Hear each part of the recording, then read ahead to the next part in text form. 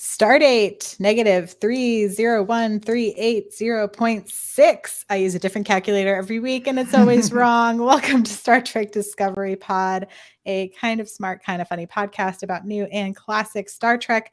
I'm your captain for this evening, Mariah Gossett, and with me on the view screen we have whoever wants to go first. I'm Jara. Hi. Hi. Hi, I'm Sue. Welcome. I think Clyde might potentially be joining us later. We will see if he has time to pop in, but we are so excited to welcome our guests, Jara and Sue, this week. I'm so excited to have y'all here. You probably recognize them. They're the wonderful humans who work on Women at Warp, one of our favorite pods over here at Star Trek Discovery Pod. Awesome website. They do a ton of incredible work. You probably know Jara from Women at Warp, also an award-winning feminist blogger who's written for the Mary Sue Bitch magazine, blogs, and her own website, trekkiefeminist.com, and has appeared on many panels. And Sue is a lifelong Trek fan and has been a member of the online fan community since the days of on-set Picard Crusher fanfic. And she's also appeared on panels at Dragon Con, Star Trek Las Vegas, New York Comic Con, and the Paley Center for Media, among many other things. Welcome. If I had an applause button, I would hit it. Yeah. But anyway, I was like starting off, I love asking people, what is your first Trek memory? And then also tell some folks, if they don't know about Women at Warp, tell them a little bit about that. Cool. Okay. Well, Women at Warp is a podcast that explores intersectional diversity in infinite combinations. So we look at representations of women, gender, queer issues, race, all that good stuff in Star Trek. And you can find us at womenatwarp.com and on all the socials at Women at Warp and wherever you find podcasts. And we have a rotating crew of 7 hosts. So me and Sue are just a part of the team. But yeah, it's great to be here. Maybe I'll let Sue go with your memory first. So I'm just not talking the entire time. Sure.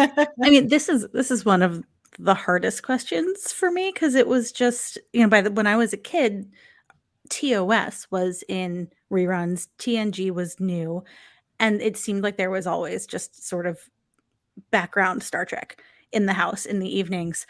But like the first fandom memory I have of Star Trek is that my brother threw a season 4 TNG premiere party, so Best of Both Worlds Part 2, for him and his friends, and they watched in our parents' living room. And I have very distinct memories of that night, and he made a big sign that he hung above the couch that said "Go Borg." And yeah, I was probably, what was that, 91, 92? So I was like 8 or 9. Mm-hmm. Yeah.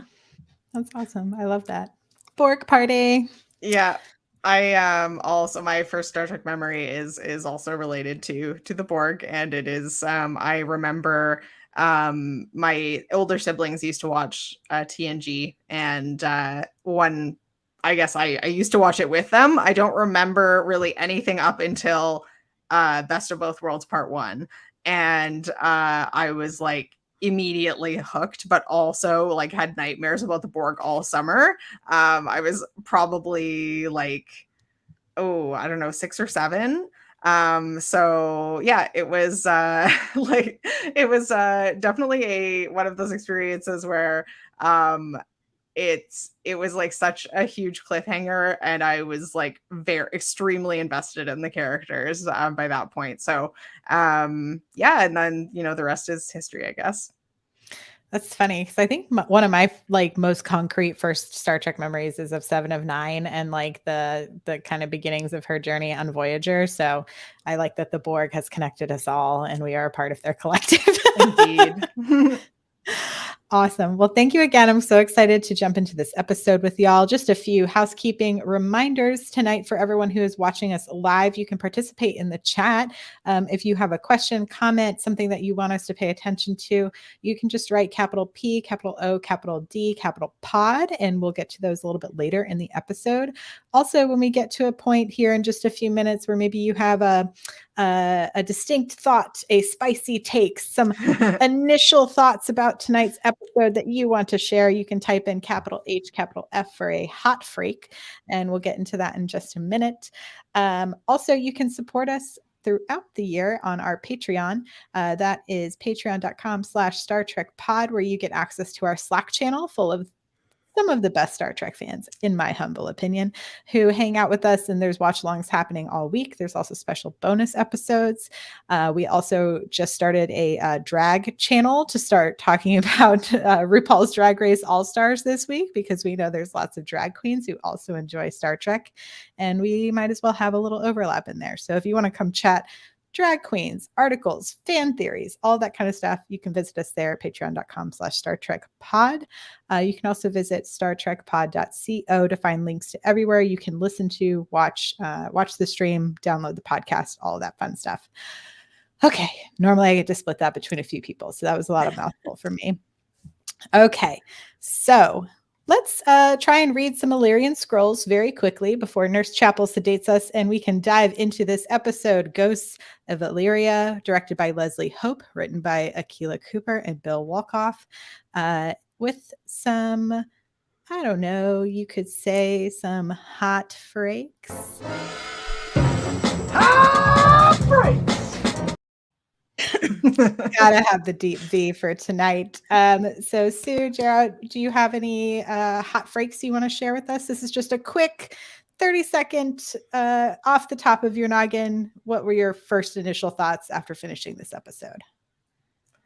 Ooh, okay. I mean, I'll go for my hot freak is not on the entire episode, but like a random thought was I'm really glad they showed Uhura with roommates, and like I like the idea that like the cadets don't just have giant quarters. I feel like that is semi realistic. Nod to Lower Deck. Exactly. Yeah, like they got those little cubbies. Yeah, that was a random thought, although I felt bad for her because roommates are the worst.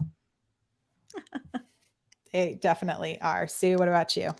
Yeah, I can't stop gushing about the connections to the literary Star Trek universe and the beta canon.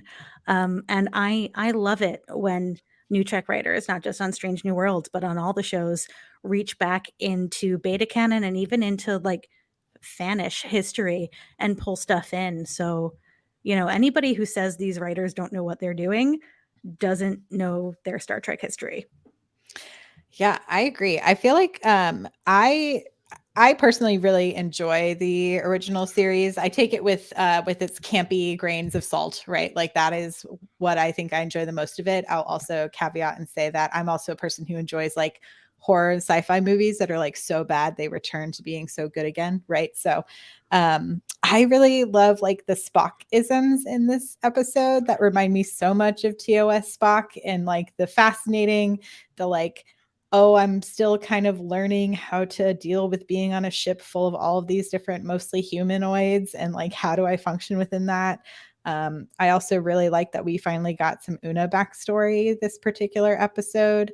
And I just really enjoy the cast dynamic. I feel like all of these characters truly feel like they've been working and living together on this ship for a long time. And so I think between that and just the like impeccable costume design, I'm like so sucked into this series. It's out of this world. So those are my kind of hot freaks off the top here. Let's see what some folks in the chat had to say. We have Nicole, hot freak. It feels a little weird that after they figured out why Uhura didn't get sick, they didn't mention her again. Oh, yeah. She kind of, maybe she was just like, I don't want to deal with all of this. I'm going back to bed. Well, it also was like she and a couple other people didn't get sick because they were in the dark, but then they were in the light. So Right. This goes back to one of the things about the episode that I feel like it showed all of the best things that I loved about old episodic Star Trek, but also the irritating scientific things that were in episodic Star Trek that just kind of irked me a little bit. But yeah, agree. Let's see. Chippy says, such an intense episode with multiple themes and messages that were still connected.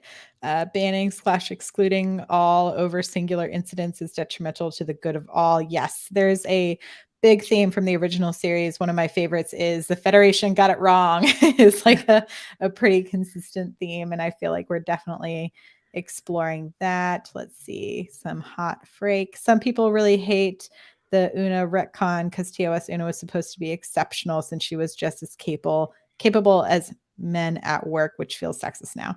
I could see that, but I also don't think there's anything wrong with like people go to the gym and work out and get really strong. So just because she has like great genetics, it doesn't mean she's any less capable. Yeah, I also don't consider it a retcon. Mhm.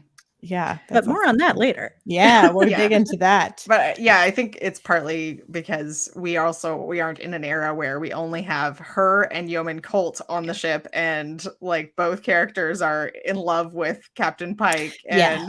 And so it's, I think in some ways, I mean, you can say that a lot of parts of this show are retcons because it isn't 100% accurate to everything we see in the cage, although it is also like a different period of time.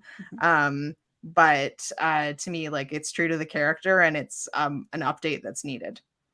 Yeah, I do enjoy that we have less flirtation going on seemingly. Although I feel like we're getting a little hint of like Nurse Chapel and Spock, which I'm like here for like a little Mhm. that I like to dip the toe into a little bit. Also because I just find Nurse Chapel to be so overwhelmingly charming that I think it's Mhm. just like do you have those friends who like they're not even flirting, they're just like existing and people are like, "Oh my God, I think they're flirting with me." And you're like, "No, it's just charisma." But 100%. One time I thought a guy was looking at me in this meeting, and I was like trying to make eyes back at him, and then the meeting ended and he just stood up and left, and I looked behind me and the clock was right behind my head. So you were his goal was just above. So I could use some of that Nurse Chapel energy. P.W. Gregory says, hot freight, glad Una called out the one of the good ones trope. 100%. Yes. Only wish she told Pike that. I agree. That was one of I wrote it down specifically, the would I be accepted if I was an excellent moment, as being one of my top favorite things of this episode. All right, let's deep dive. My first thing I had to point out was those leather jackets on the away team. They're so good. I need them. So good. I need it in a store immediately because I am not crafty. So I need someone else to make it for me. But we are going down. It's an away mission classic. I mean, it is called Strange New Worlds, right? I'm pretty sure we're going to get a different world every episode. That seems to be the theme here. We're on the Alarian planet where there is, or I should say a planet that had an Alarian colony on it. And they are trying to figure out what sort of went wrong. And in classic Trek, the captain and Spock have been left behind due to one of our favorite things in Star Trek is a ion storm. Yep. What did y'all think of sort of the beginning sort of setups of this episode, right? So we've got the separation of the crew. We have, something that we've seen plenty of times where it's sort of like the number one is left in charge, or someone who's not normally in charge is in charge, right? So there's like the Lorelei signal, naked time, like quite a few episodes that explore what happens essentially when like the captain is away and all goes to hell. I had to watch the beginning a couple times because I didn't totally follow what was going on, and like where were the people and what was like I just had a little bit of trouble following, but I thought it looked really amazing. My first impression was like, this is absolutely stunning. The location for the Illyrian colony is Ontario Place, which is like one of those things that was built in the 80s, and it's like got like an IMAX theater in that dome. And it's like looks super cheesy in real life. So I was like, they made it look super dope. It kind of reminds me of the like Olympic Village in Montreal. Yes, exactly. It's that exact same era. Yeah. I feel like I wanted to, I had a thought and now I just lost it. It's okay. It'll come back eventually. but we separate the crew and they're having trouble trying to get everybody back. And oh, this is where it was. I feel like if you're going down and there's like a history of like biohacking and potentially viruses and they don't know what happened to the population, like everyone just seems very ill prepared for potentially airborne viruses. And it could just be the times that we're living in right now. So I'm like extra cautious about it. But as soon as that ensign opened the doors and like potentially redshirted himself quite frequent right off the bat, I'm glad we aren't in the era where we're just killing off red shirts left and right. I appreciate that we try to cure them in this era of Trek, but he really just like cracked that open, saw some sparkly dust, and like no questions asked. Like They're also completely unaware of weather patterns. Yes. Like they know that this they have area scanners. is beset by ion storms, but they can't track them. They can't say, "Hey Spock, you've got 5 minutes to get out of there so we can all beam back." Like that seemed very plot convenient that they were unaware how close that storm was. yeah. I mean, I've definitely been in this situation, but I'm assuming their technology is better. But I've been like out in the outdoors when you're just like, oh, the storm is supposed to hit at 3 p.m. And then you're like, oh, dark clouds at 1. Like this is obviously sped up. But yeah, I mean, you have to have some plot driving devices, right? So we have to get Pike and Spock to kind of stay behind so that the chaos can sort of ensue on the ship. I did want to talk more, and maybe we can dig into some of y'all's thoughts about this Alarian metaphor about essentially the Federation is like you're adapting your genetics and like the repercussions of the eugenics wars, right? And how that's kind of affecting people going forward. But you see this society that so badly wanted to fit in, they ended up killing themselves in the process. And I thought that was quite the metaphor. There's a lot to unpack with genetic modifications and the augments and the Illyrians.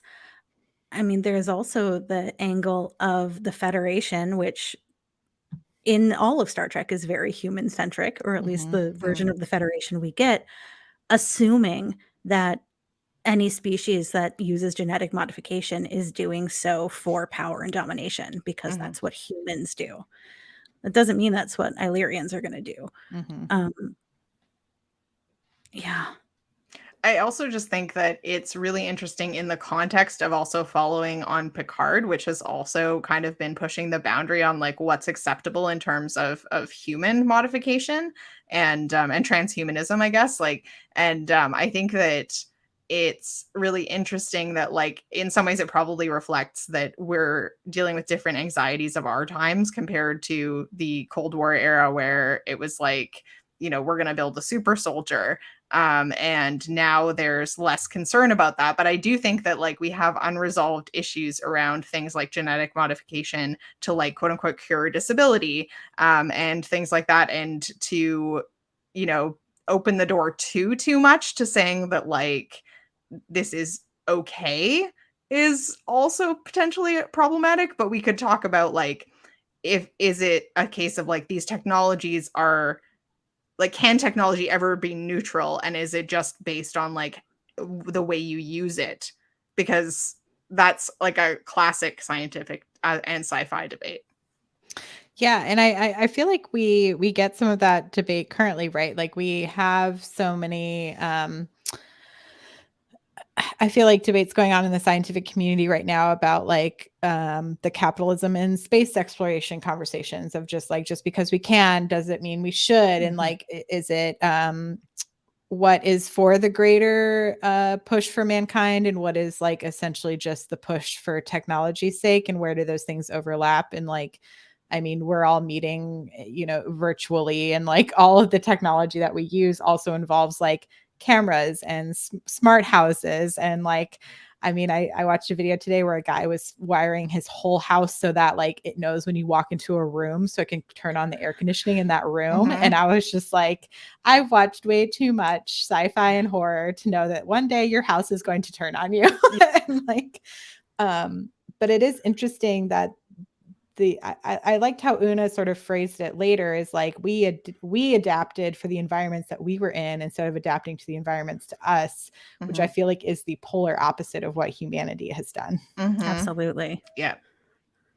And I really appreciated her. I'd love to dig into this idea of like, would I be accepted if I wasn't excellent? Because I do think that is such a trope that so many people who are in a lot of, minority communities or, people of the global majority technically, and like people in the LGBTQ community, right? It's like, unless you're someone who can be held up on this pedestal, it's like so much harder to get the things that we want. And it's like true equity and equality. Like even I heard this about like films, like when things like Wonder Woman come out and people had like comments about the second Wonder Woman or however you feel about those sort of things. But it's like like women filmmakers should be able to bomb as much as male filmmakers do and still get all of the same opportunities, because it's like that is actual true equity. So yeah, I appreciated that line that we got to hear from her. I also appreciate that the show is criticizing itself. Yep. Pike is our captain. He's our hero of this series.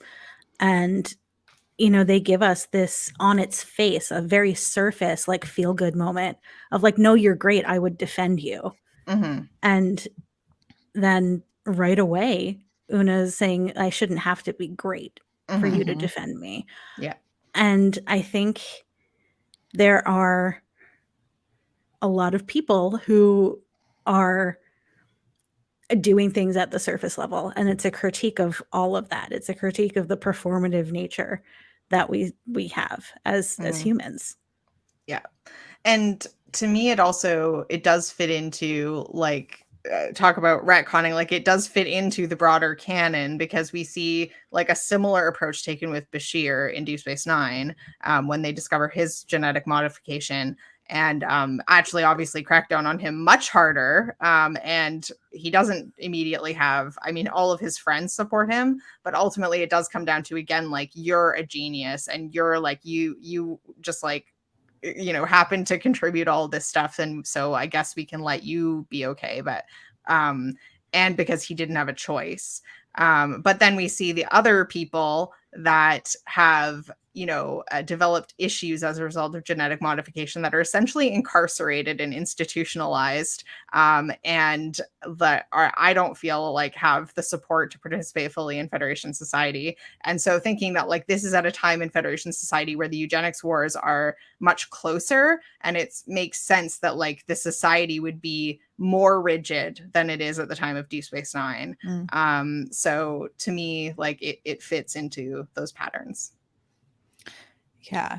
Prior to starting, we were talking about like some people were discussing whether or not Una and being an Ilarian was something that's been addressed in like the television series versus potentially in the books. And I know, Sue, I think you have lots to share on this particular topic. This is my favorite stuff that nobody cares about but me.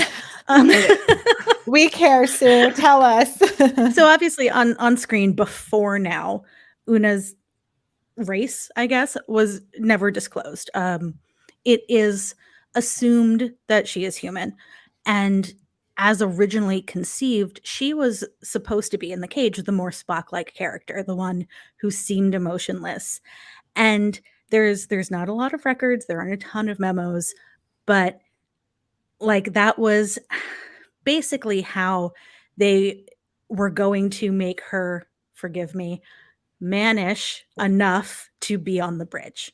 But there was as the Star Trek literature universe expanded, what I call beta canon, because it's all on archived on Memory Beta. If you know Memory Alpha, you should also know Memory Beta.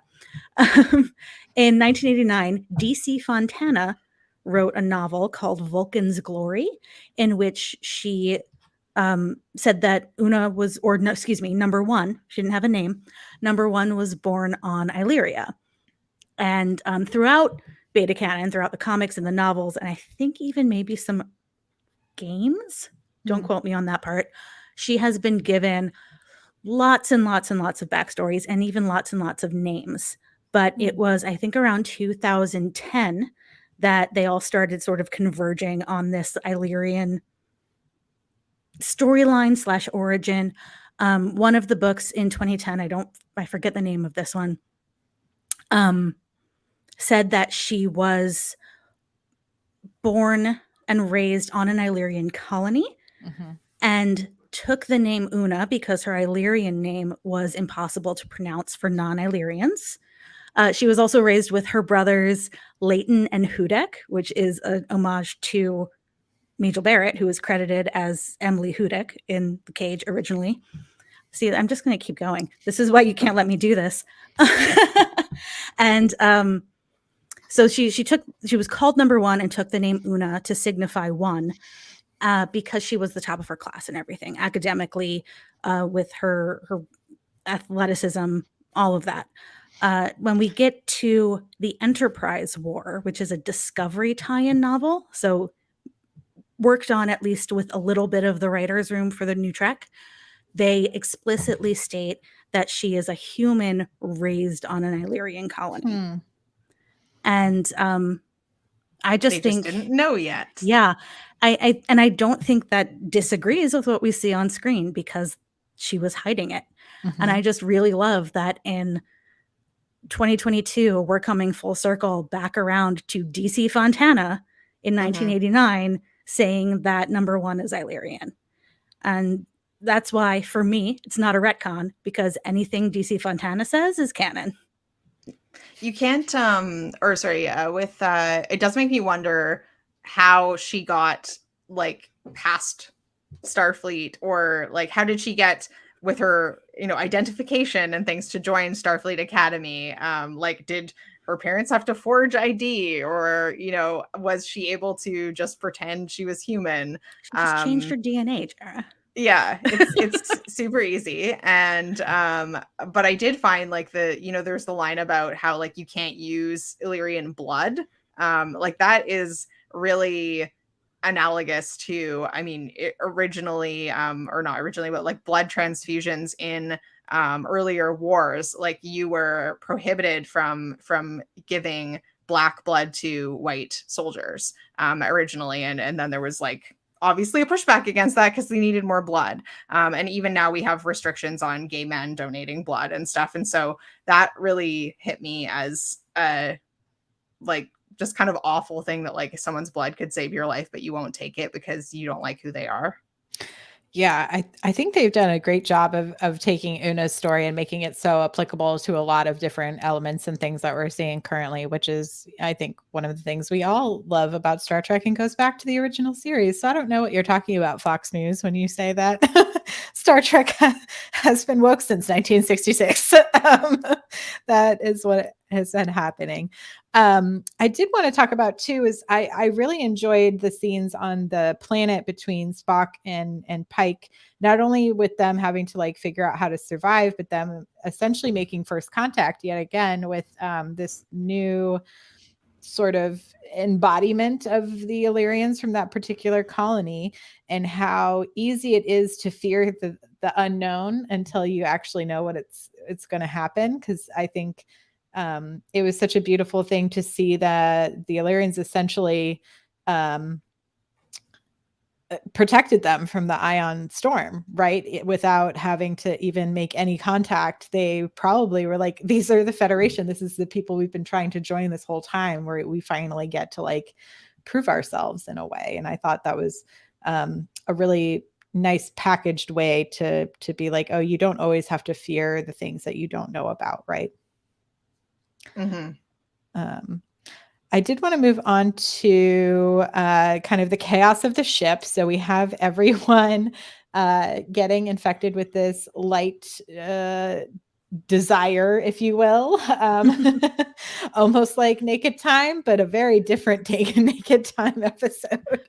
Okay, hold on though. Is that the very first one, Ensign Lance, when he puts his head through the light in the corridor? Is that glass? Is there glass on a starship? It looked like it was like a barrier. Like, do you know like the shades on an airplane that you put down to block the window? It's like that hard plastic. That's what it looked like to me, was like it was essentially like the shade that comes down before there's a window. Okay. Mm. When it shattered, I was just very surprised that there would be anything on the starship that would shatter. I mean, That they way. they have exploding consoles, so It's I'm not true. surprised. Yeah, there's fire on a lot of these bridges as well. But yeah, he was the one who had the dust hit him first, and he is the first one we see having that interaction. Oh, and then I just remembered, because you were saying the only way they could have Una on the ship was to make her quote unquote like mannish. Then I do think then there was like a really beautiful wide shot right when Una comes on the bridge, and it's all women working on the bridge. I Mm. don't know if you noticed Mhm. that. Mhm. And I was just like, ooh, I love this. This is a nice little dig. I believe that's also the first time we see her take the captain's chair. Mm. Mm-hmm. I think so. At least in this series. I'm trying to remember if we saw her sitting in it at all, like at the end of Disco or anything. I'd have to go back and check, I but don't think so. it was definitely, it felt like a moment they were Yeah. trying to have that on screen. So potentially. And then we see Una essentially go through a similar thing where she's like light up the room, but then she sort of just like gets a hot flash and it's over.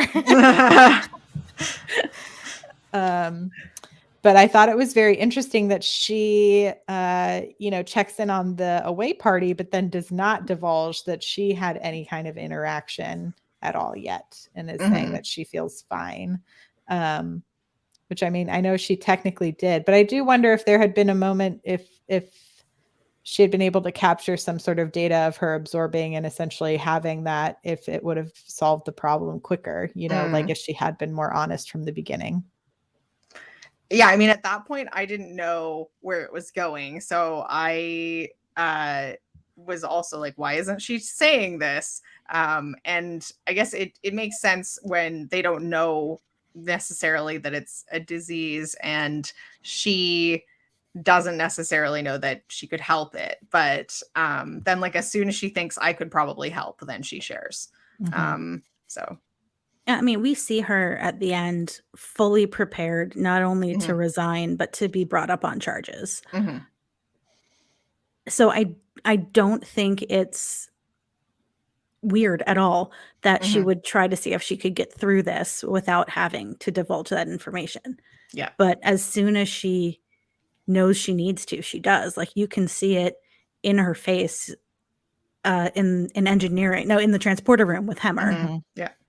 You can see the moment she makes the decision. Mhm. Yeah. Yeah. And I really felt for Leanna in the moment that she hears Una essentially explain to Chapel and Mbaga that she is an Ilarian, and essentially, like, I feel like all of Lana's like world was just crushed of this Mhm. trust that she's had for this person. And I don't know if y'all uh have watched a lot. I mean, I feel like everyone's seen the episode of TOS with Kirk and Khan having their fight in the engineering room. Mhm. And so when you have the two of them also fighting in the engineering room and they're wearing the same colors, I Yeah. was like, ooh, Yeah. this is cool. It was also just a great, like, I enjoyed the fight choreography in that scene. And even though, like, I do not sympathize that much with Lon in this debate, but I think that it was really interesting character work for both of them, and that backstory and the dialogue was really well written. Yeah, I could see, like, she seems to be someone who probably has some trust issues, and so to hear the one person she truly Mhm. trusts, I could see. I feel like it made sense for the character to have that sort of reaction. I don't think it would be mine, but Mhm. I can see how she would have it for sure. Well, and especially if, like, what she's probably having to consider is things like, did Una hide things like her Mhm. immense strength the entire time that they've known each other? Like, were there situations where Una could have helped more and didn't because she didn't want people to know how strong she was, or things like that? So that I think would have me second guessing, but ultimately it's like, but that doesn't make her a different person. Mm-hmm. I think those are more second thoughts. Yes. I mean, the reaction that Lon is having is purely emotion. It's Yeah. purely prejudice, really. Yeah. It's what she's been taught her entire life. It Yeah, also did make me wonder whether they should have better safeguards for just being able to like disable the warp containment field. Like if it's fundamentally the same as a self-destruct, maybe you should need like 2 people in a code. I mean, she is security chief. Yes, still. I know it felt very like I was like, where's the voice command to stop this? Why do you still have to type something into the computer for this to stop? Yeah, good call. But I enjoyed the fight scene, and I'm sure like if I was Una, you're probably holding back a little bit because this is your friend, but then like at a certain point you're like, I just have to knock this gal out. Like this has got to stop. I also really enjoyed when she just like casually flung Hemmer over her shoulder to walk him back to sick bay. So good. I was like, yeah, you did that. Holy cow. Yeah.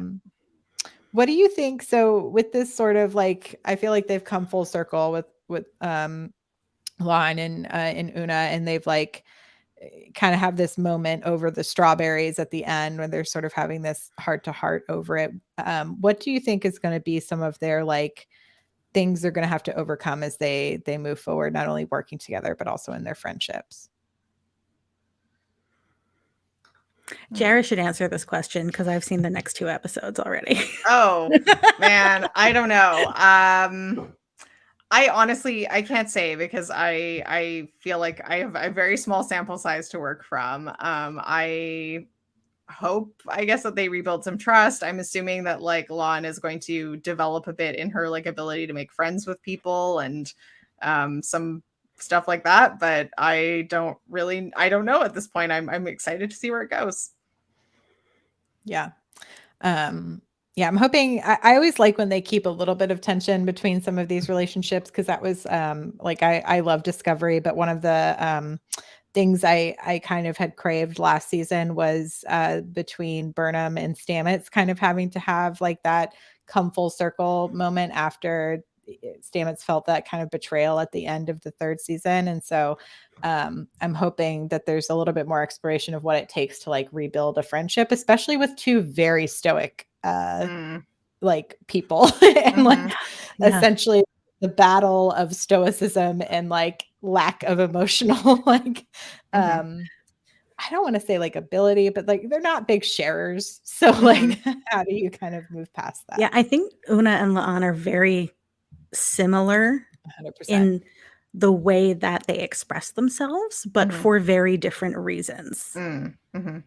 Yeah. And Lon is definitely more. Sorry, Jar. Oh, I was just gonna say Lon is definitely more like closed off.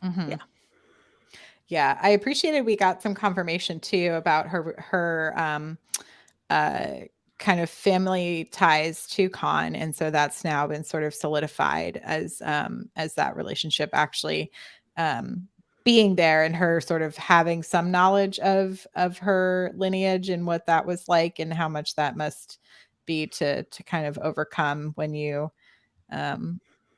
are trying to be the opposite essentially of what your family has done in the past.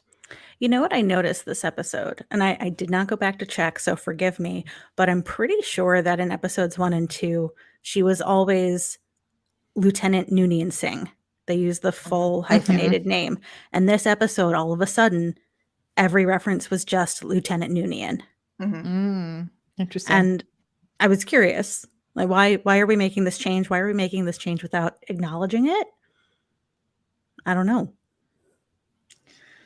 Yeah. I mean, one thing I still like, I think it troubles me a little bit is that, so, when they cast Benedict Cumberbatch as Khan, people were really upset about whitewashing. Obviously, Ricardo Montalban was not South Asian, but like in the original series, it's referred to as the character is supposed to be Sikh. Christina Chong is not South Asian either. And I don't think that it necessarily like is helpful to just have someone else from a totally different part of Asia. I think she's a great actress and I like the character, but that said, if they're saying that she's like a Noonian but not a Noonian Singh, like she's from half of the family that doesn't come from India, then like there's potentially some character background that justifies it. But I do have some questions around like, did they think through the background of this character in the casting, and like how closely related she's supposed to be to Khan? Yeah, it's like, was this like your mom's cousin's someone? Like, Yeah. what's the lineage Yeah, here? or is it like your great grandfather? Yeah, they just give us an ancestor, which is not a lot to go on. Yeah, that's interesting. Yeah, I guess only time will tell. We're only 3 episodes in. We got so much more to go, y'all. And I feel like we haven't talked yet about the heartbreaking backstory we get about Mbanga and his daughter, and her sort of living in this stasis and only really living for moments at a time, so that he can try to find this cure.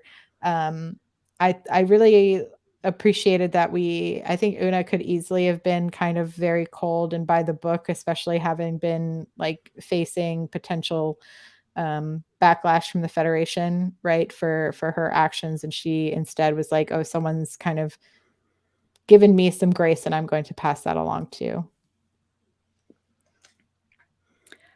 Yeah, there's a lot of questions about the situation with Mbenga and his daughter, and a lot of ethical questions as well. Like, what is life like for her living moments at a time? Did she consent? Can she consent? Because I forget, did they say her age? She's very young. Very Well, young, like maybe like 12. Yeah. But yeah. But I mean, the idea, I think, is kind of a lovely one. Like, who wouldn't want to do everything they can to save a loved one, or to even just look for a cure? And we've seen plenty of Star Trek where, you know, they were sick, so they put them in stasis. Yeah. Right. So this is in a way a different kind of stasis. It just led to a malfunction that endangered the entire crew. Oops. I was confused about how Una's solution fixed the problem, because wasn't the problem like he didn't update his transporter pattern buffers? And also I didn't understand how that let anything through, because they weren't using the medical transporter when they transported up. So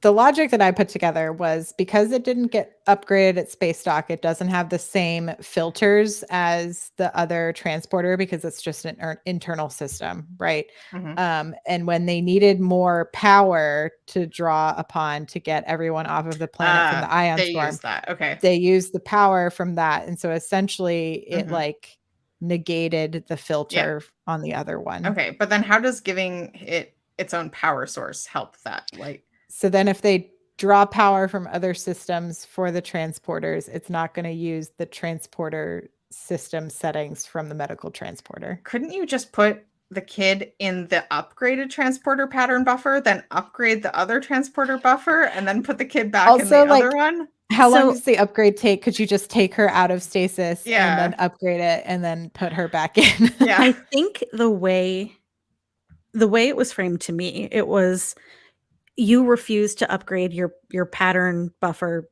program. You refuse this patch. That's what caused the error. And by the way, you're storing something in the transporter that's drawing extra power. Okay. So I don't think the storing of her in there caused the issue, but they just also found it in their level 5 diagnostic. Okay. So they can still upgrade the thing. Yeah. That isn't okay. Yeah. So he was probably just afraid of them finding out. That makes more sense. I just, there was a lot of technobabble in this episode. Yeah. And there was a lot of story in this episode, and it's the shortest one yet too. It was quite jam-packed. What did y'all think of Pike and Una's sort of moment at the end, where Una sort of lays out everything and lays her badge on the desk, and they kind of have that little heart-to-heart? I mean, that's our feel-good moment, right? Where I think any series of Star Trek before now would have ended on that scene. with the, I'll defend you. You're one of the good ones. Yep. I mean, we talked about that part already, but I mean, the unspoken part of you're one of the good ones is, and every other member of that group is bad. Mm-hmm. Like he says this thing that like, I feel like the Illyrians have really been misunderstood but he is still kind of not crossing that bridge of your people deserve full acceptance regardless of their level of contribution to Starfleet. Yeah. And it also, I mean, the other thing about that approach is that like when you view people as like the representative of that group, she's like the inspiring example of what an Illyrian could be. She's like the model minority type basically. And then you get the other type that comes from that, which is when someone from that group doesn't live up to that expectation that they are the representative of their entire group. Like, oh well, of course we could never trust you Illyrians. Yeah. Totally. All right, let's take a gander if there's any questions or things that have popped up in the chat. I'm looking for capital P, capital O, capital D, capital pod to see what y'all have going on here. Stress-free K, I like the Una arc, but where are the legit LGBT people in Strange New Worlds? Ortegas, will it just be a slow rollout? I know, I feel like we've gotten spoiled over at Discovery, that it's feeling a little lackadaisical over here, but I have no doubt we'll get to see some folks, because I do love Ortegas on the bridge, and I'm excited, and hopefully we get some more backstory.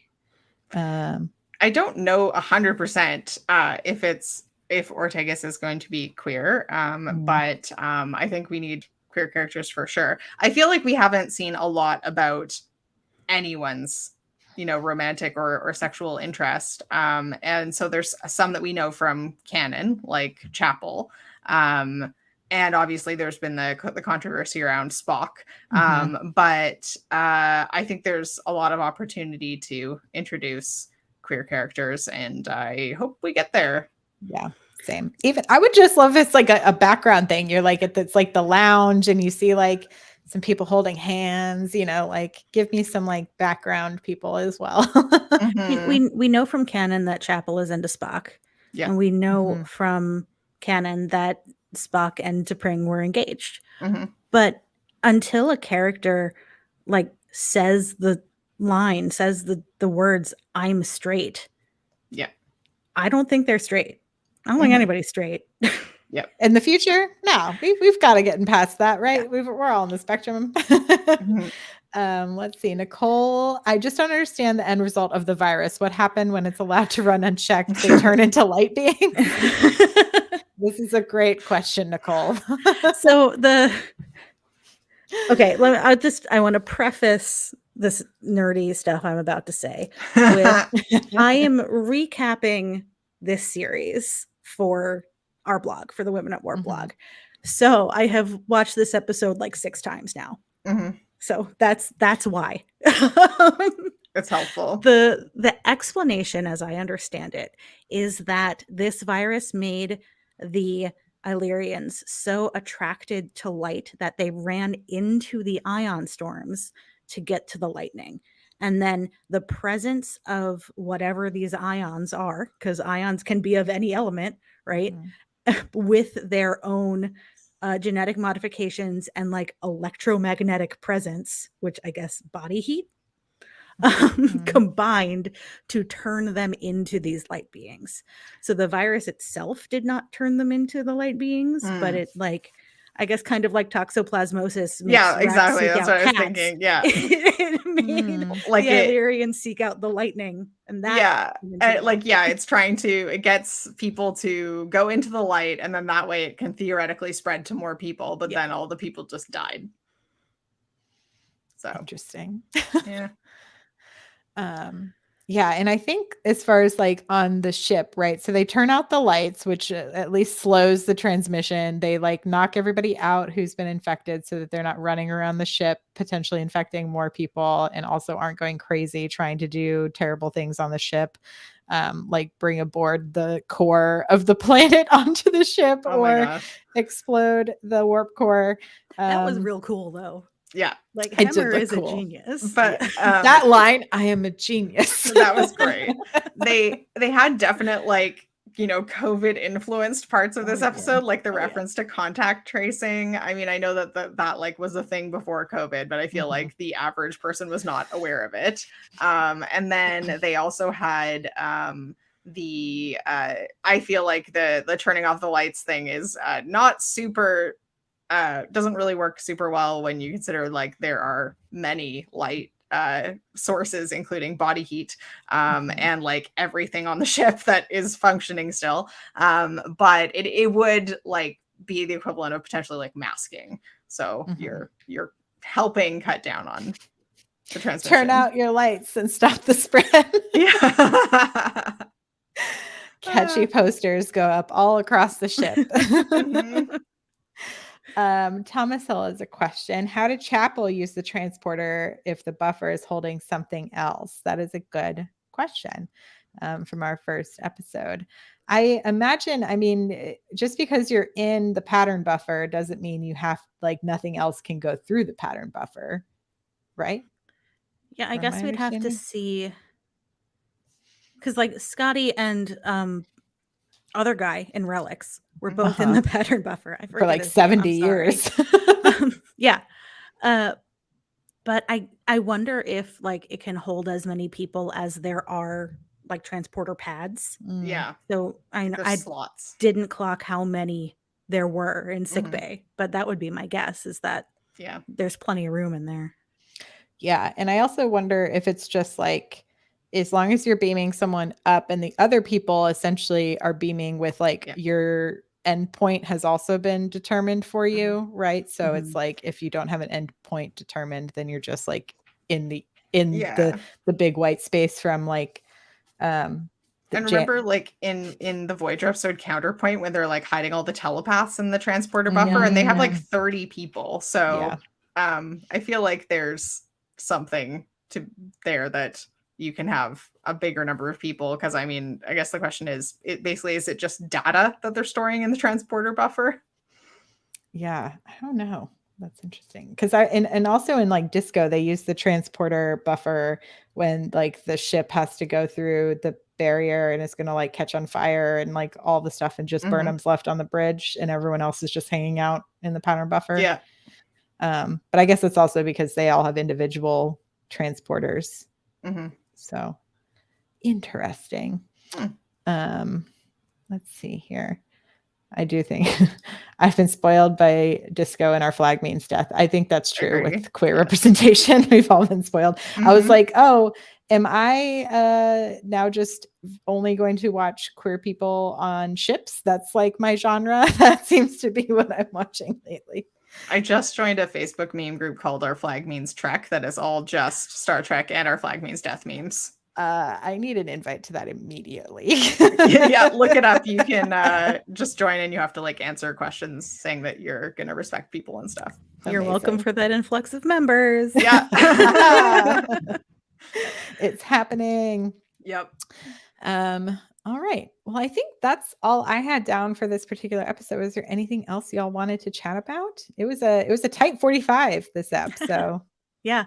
No, I do just want to clarify, because I mean, I know I kind of quipped that nobody's straight on Star Trek, which I truly believe. But yes, we do need like canon explicit queer representation, and we need it on all of the shows. And I hope it is fast in coming. But I also like, I personally, as somebody on the ace spectrum, don't need my Enterprise to turn into a soap opera either. So like, I'm kind of okay if there aren't relationships on board, but I would like there to be queer people on board. There's room for the entire rainbow on all of these ships. Absolutely. Oh my gosh, someone just said, what is Our Flag Means Death? Only the best show you should watch on HBO right now. Yeah. Queer Pirates. Queer That's Pirates. what it is. It's the show. I just saw Strange New Worlds just overtook Our Flag Means Death on like streaming demand charts. So, the top two shows on streaming demand is right where my sweet spot is right now. I also saw a question back when we were talking about race, and Noonien saying about like, have we had a South Asian character on the bridge? And we haven't had a regular, but there was the short treks, which was on the Enterprise with Pike, which questionable training management style there. But I would love to see that actor back in Strange New Worlds, and I think it's a missed opportunity if we don't, because they set up some pretty cool background for her. I think that was Ensign Sidhu. I believe so. I Yeah. think so. Yeah, Mhm. that sounds right. Yeah, I loved all the short treks, so I hope we get some of that stuff to carry over into Strange New Worlds for sure. All right, y'all. Well, I think that's it. Thank you all so much for tuning in. We really appreciate your time. We will be back again next week for another recap. I think it'll be all the usual crew, if I'm not mistaken. So we're excited to hang out with y'all. But can you tell people where to find y'all again in your work? You can find me. I'm on the socials at Jarrah Penguin. That's JARRAH Penguin. And you can find me at Trekkie Feminist, and all of our stuff at Women at Warp. Yep, Amazing. and I'm on Twitter at Spaltor, SPALTOR, also at Women at Warp. And if you like reading about the show you just watched, like I said, I'm doing our recaps, which go up usually around 10 a.m. Eastern time the day the episode releases. Amazing. Well, thank you all so much again for joining us tonight. It was a pleasure to have you. Again, you can find us at StarTrekPod.co for links to everywhere, including the Patreon. And you can find me online at Mariah Gossett. I appreciate y'all's time. Live long and prosper. Bye.